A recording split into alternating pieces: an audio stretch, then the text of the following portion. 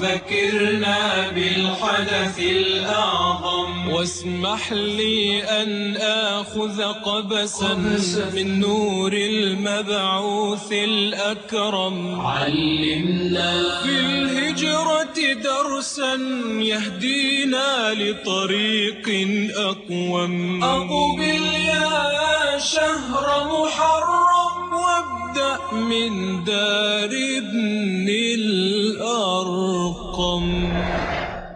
The day of judgment, and even beyond the day of judgment, because there will be things in existence, everything has been planned and worked out. Almighty's plan is foolproof, it's meticulous, and it's very, very clear. Whether we want to see that or don't see that is a different matter. But the plan is very, very clear, and it is not a mystery. If we camouflage or if we put blinkers on and we cover our eyes or we put something in our ears so that we don't hear, then it is what we are doing. The faculty or the ability or the sense to see is there, the sense to hear is there, the sense to talk is there, the sense for smelling is there, how we use it, when we use it, and what do we do when sometimes it's denied to us. All that is there. But when we are given a book that is absolutely preserved in every way, and then we express doubts around it, or we want to reinterpret it, then that is our fault. It's not a confusion that Almighty Allah has set out in His plan. It is because we choose to be confused, because by choice we don't want to get that real message of the Quran. We don't want to totally accept the message of our Prophet ﷺ. So we behave as if we are confused, or we behave or we choose to behave as if we don't understand. We choose to behave in a way that, there can be two interpretations to that. Or this hadith is strong and that hadith, this is all play acting on our part. The real message is absolutely clear. It has to be like that. If it is not like that, then the whole idea of reckoning and accounting on the day of judgment becomes fruitless. Then there's no point in a day of judgment and accountability on the day of judgment. You can only be judged if there's clarity of the rule. You can only be judged if there's clear direction as to what is acceptable and what is not acceptable, as to what is allowed and what is not allowed. It has to be clear. Only then can we be questioned and be answerable. And we will be questioned and we will be answerable. There's no doubt about it. And one of those principles that Almighty has created at all levels, not just at human level, but at all levels, whether it's the plant world, whether it's the physical world in terms of the entire universe, there are certain rules that are set. And that's where Islam has encouraged us to be involved in educating ourselves, educating our children, and doing research and finding out and promoting education at all levels, all the time, continuously, without fail. And this continuous need to change and learn and find out is going to go on until the day of judgment. Therefore, we are told in our authentic hadith that even if the trumpet for the final end of the world is blown and you hear the trumpet and you are busy planting a tree, you do not hesitate, you go ahead and plant that plant or the tree. While you know this is the end of the world, you don't stop. So there is continuous change and there is continuous movement. And if you just look at, leave alone human beings and the plant where we can observe changes all the time, But if you look at the universe, scientists, we are given some idea of it already in certain verses of the Quran, but it is a normal scientific fact that the universe is expanding from the moment it was created. And the figures and the facts that are given to us in terms of the manner in which it is expanding is mind-blowing. It's hundreds of thousands of miles or kilometers per second type of expansion is going on from time immemorial. And there's enough evidence to show that it is not ending, it is not stopping, it is moving. The universe is growing. New universes or new Milky Ways and new hemispheres are being created continuously. But what we tend to forget, this continuous change and this continuous growth is also a phenomena and part of being human. Human beings can never allow themselves to become static. Believers in the Quran and Sunnah cannot allow themselves to become static. We need movement all the time. And that movement comes via education. You can't go into detail, time does not allow, but there is need for continuous growth, continuous movement, and can only come via education. Now similarly, if you just look at our situation today, and if you look at the growth of the Muslims, leave alone the other human beings, that is where you can virtually see the problem. There's no real positive movement in the growth of the Ummah. And the movement that I'm referring to is more of the spiritual, human quality, kindness, softness, being philanthropic, doing good deeds. Don't bluff ourselves. You know, we give so much food parcels in Ramadan, whether we are NGOs or schools or whoever it might be. We are so involved in giving parcels, and please do give, double it up, triple it up. But also understand that that is not a solution. Understand that. Do your charity, give your food parcels, but that is not a solution. The solution lies in personal transformation, continuous reform, continuous change, continuous understanding. Now, it can only be continuous if you are educated. And the crux and the essence and the real education is to understand every verse of the Holy Quran. And not just every verse, but every letter of the Quran, every word of the Quran has a built-in miracle. And we must make an effort to understand that. That's a real education. And beyond that, we must make a supreme effort to understand what Rasulullah ﷺ has taught us of his understanding of the Quran and the right and wrong that he left for us to follow. All that is a package. That is the education that we have stopped acquiring and we are static. We are not moving at all. And I'm going to be very frank in this few minutes that I have this afternoon to say what needs to be said as to why I'm saying there is no movement. And this movement, I've referred so far only to the Muslims, is also the duty of the Muslims to make sure that all other communities and all other human beings have a similar kind of movement via our effort and our ability to do that. Now that is totally gone. Who looks at Muslims as leaders of any kind in any field? Nobody. Nobody looks at us as a community that leads in anything. We are regarded, and we are statistically, look at the 400-500 universities of the world, the top universities, how many Muslim universities feature? And fortunately and unfortunately, take the comment in whichever way you want to take it. The only university mentioned in that 500 happens to be, and I'm saying it again, take it as you want, I'm not here to promote anybody, All the 3 universities that are in the 500, fortunately or unfortunately, are all from Iran. I won't make a further comment about that.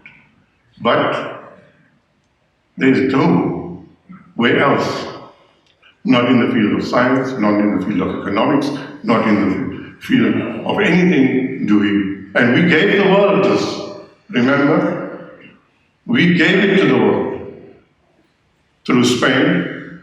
We gave it to the world, and we forget about it. We only harp on Spain. But a lot of things happened in what is today known as Uzbekistan, Turkmenistan, Kazakhstan. We've forgotten of those states and provinces that were originally or had been son of Russia and are now independent. They contributed tremendously.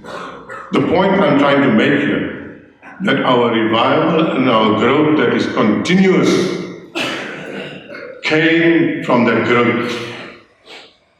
When the Arabs who received Islam first were weakened in their belief or in their commitment and in their spirituality, then North Africa came up. And through North Africa, Spain came into the picture. They were not those Arabs that were from what we know today as Saudi Arabia. But the growth took place. And it went to the east, and we don't take much note of that. Until recently, with this whole thing going on of Srebrenica and what happened in Bosnia, we didn't even know. So continuous change is one of those critical principles that has to be there. We have to change all the time.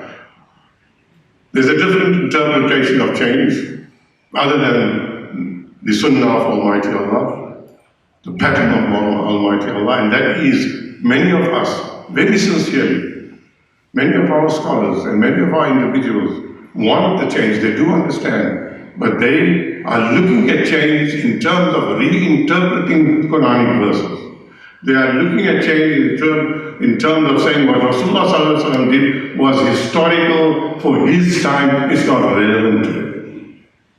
But that is not what we are told in the Quran.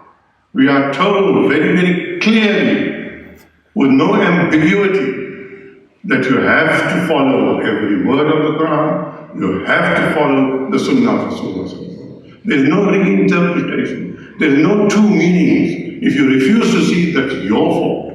If I don't want to understand it, that's my fault. It's not the fault of the Quran. It's not the weakness of Sunnah. We must understand that. So the few scholars who have modernists, who we term as modernists, or postmodernists, or whatever you want to term them, mean and understand a portion of the fact that we need change. But change is not going to come from reinterpretation. Change will come from re-establishment of the society that Rasulullah himself had created. When it comes to human beings, there's a saying that says, "An-nasu ma'adin ka-ma'adin al-zahab wal-fidda." Ma'adin in Arabic means mines. Gold mines and silver mines and these things. Almighty Allah in the physical world spread mines, you'll get gold mines all over. I don't think there's a single continent in the world that doesn't have gold mines, or silver mines, or some kind of mine. So whatever goodness and wealth Almighty Allah gave the world, He spread it. Similarly, He spread good, excellent qualities of human beings all over the world. And the Ummah is one of that nation that taps into the excellence of everybody, wherever they might be. So when the Muslim world was prospering, and when the Muslim Ummah was dynamic in the first centuries, and for probably the first 700-800 years, then they were taking excellence of human beings from all over. They didn't say, he's a black African, I'm not going to take his ability. He's a Indian from India, I'm not going to look at his ability. He's from China, he's a Muslim, but he's from China, I'm not going to look at his ability. They are Europeans, we are not going to look at their excellence. No record of that. We never did those things. We were never racial. It didn't even come into our mind. Muslims didn't understand what racism is. The odd one may have fell into the trap, but we didn't have even the psyche of knowing what is racism and what is color prejudice and whatever isms there are of negativity. We didn't even know these things. So in order to grow as human beings, you need new blood all the time. And that is where we are lacking. If we belong to one Jummah, then my Jummah is the solution of our future. If you're not part of this ulama body or you don't support that ulama body, then you're out of the pale of Islam. Leave alone anything else. We get lecturers coming from time to time now. This is now the common feature, and we're experiencing it in South Africa and in Cape Town also. No, because he belongs to that group, then that group says, don't go and listen to him. Although what he's saying may be correct, but he doesn't belong to my fraternity. If a Jama'ah is split into two, then this one condemns that, and if we ask from group A somebody to come and talk here, then group B says, who told you to ask him to come and speak here? We get it all the time. The Masjid committee has to handle these things. And not only this Masjid, all over the show. Now, which Islam are you asking us to follow? Whose Islam must we follow? This group, that Jama'ah, that society, this society. And how divided are we? They can't be. That is what I mean. We are static in that sense. If you don't come from that Darul, then you're no good. You shouldn't be speaking on the member. You shouldn't be leading the Salah. When are we going to make up our mind as to what is Islam? Does it have to have labels all the time? Does it need to have a certain color? Must you come from a certain part of the world? Must you be an Arab? And which Arab must you be? A Yemeni Arab? A Qurayshi Arab? A Gulf Arab? An Egyptian Arab? Where are we going to get the right kind of thing? The right kind is only one, and the right kind is the Quran and the Sunnah. Nothing else. It's not about which country you come from, it's not about which tribe you belong to, it's not which part of the world, nothing of the kind. It's only the Quran and Sunnah. And if we do that, then that movement becomes the real movement. And then don't forget what Rasulullah said and what we are told. خِيَارُهُمْ فِي الْجَاهِلِيَّةِ خِيَارُهُمْ فِي الْإِسْلَامِ.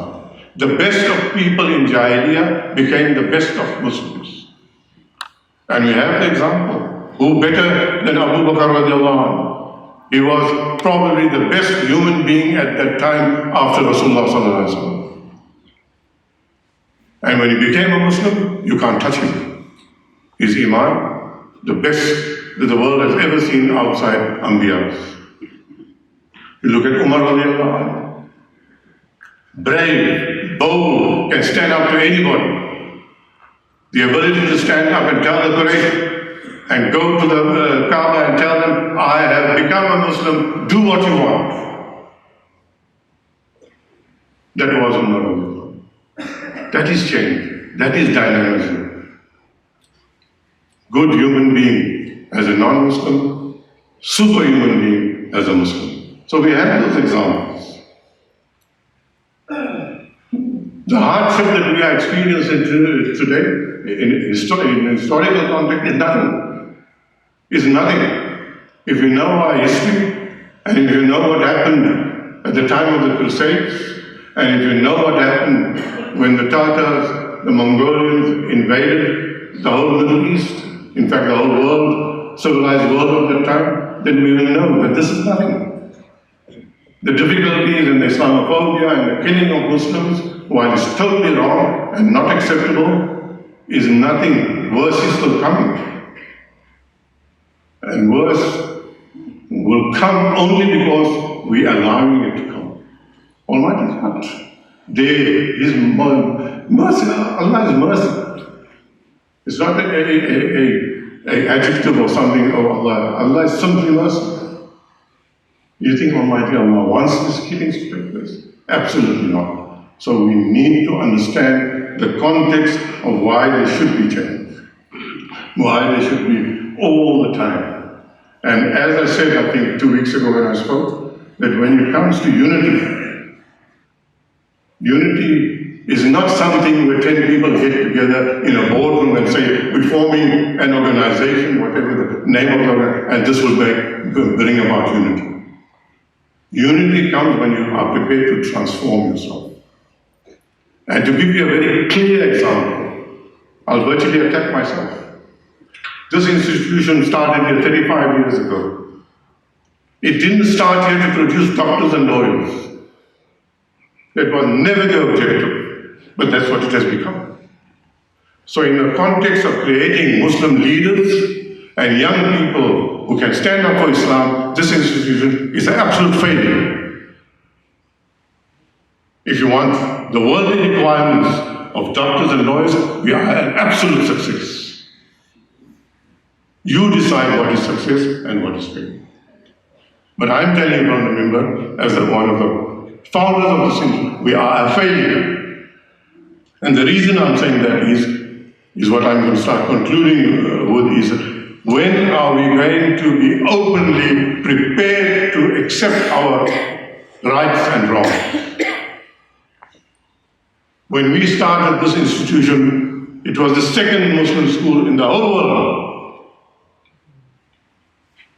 The first one was created by Yusuf Islam and Stevens in London. We were the second one. Today, as I'm standing here, there are over 3,000 such schools.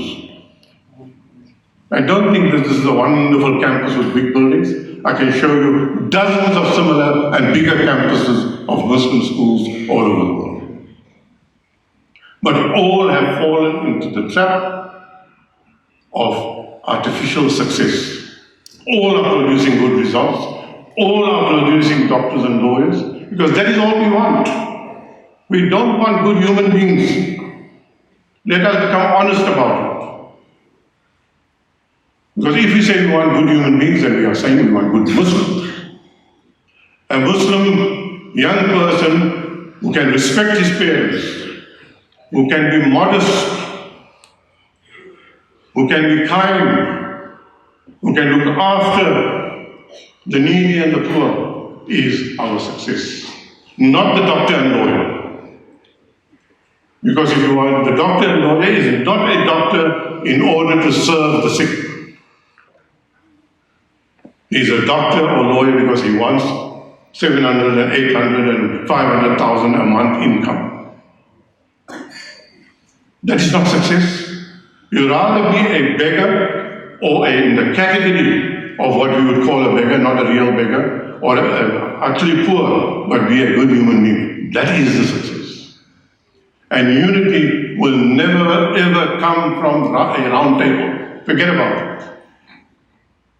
We cannot shout from the member, we cannot shout on the TV, we cannot shout on the radio, we cannot shout on the street and say we want to be united. Did Rasulullah ever stand up and say, I want to be united, I want to create a union? He talked of Iman, he talked of Akhlaq, he talked of Ihsan, he talked of being a mu'min, he talked of being min as-salihin, and he included the women, mu'minat, mu'minin and mu'minat, every time. That is what is success. We are merely bluffing ourselves far too much. If we want unity, then start working on the young people in an institution like this. Transform their lives. Unity, as I explained in my previous khutbah, is a gift from Almighty Allah. Almighty Allah will force us to be united if we live as good Muslims. It's not a choice. It will be imposed by Allah on us to be united.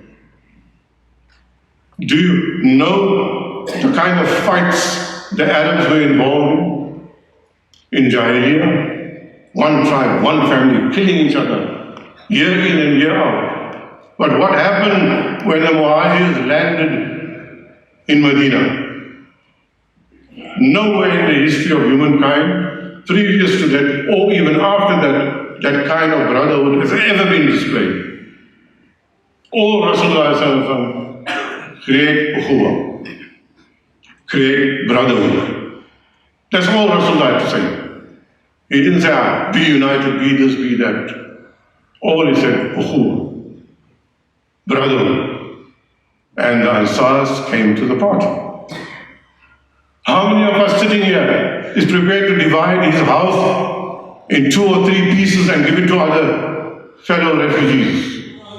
ذكرنا بالحدث الأعظم واسمح لي أن آخذ قبسا من نور المبعوث الأكرم. علمنا في الهجرة درسا يهدينا لطريق أقوم. أقبل يا شهر محرم وابدأ من دار